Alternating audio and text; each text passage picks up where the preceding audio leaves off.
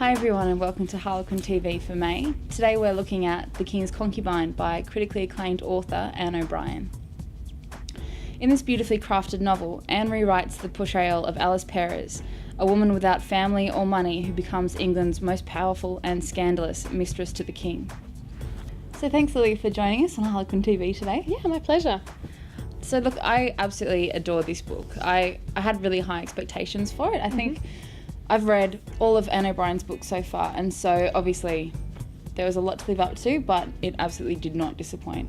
Anne has a real gift for creating relatable characters that are kind of living and breathing, and I think there's a gift there in that they're relatable characters despite the fact that, you know, they're in those times.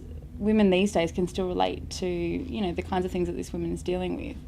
Absolutely. Yeah. How do you think it is that she creates these characters so believably? Well, from what I understand, Anne O'Brien does a lot of research into her characters, so I think that's one of the main factors that contributes to making these characters so believable and so real. Another reason could be, from my opinion, is that they're so flawed. These women are so flawed. If she was to have such a polished and unflawed character, it would make it a lot less believable. Historically, Alice Perez is painted as this grasping, greedy, very self-serving person who uses her influence as the king's mistress to serve her own ends. Did you think that Alice was really like that in the book?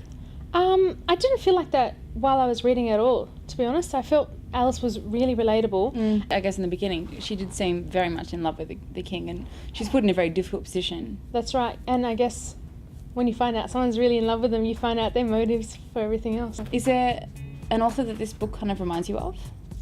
Yeah, absolutely. Like this, to be honest, this was the first Anne O'Brien book I have read, but I found that it reminded me quite a lot of Philippa Gregory, and I've read extensively of Philippa Gregory's titles, and I actually thought that a lot of the times it bettered Philippa Gregory's writings. I thought the writing style of Anne was something that would definitely convince me to go back and read more of her books. Excellent. Okay. Well, look, thanks for joining us today, Lilia. Yeah, my pleasure.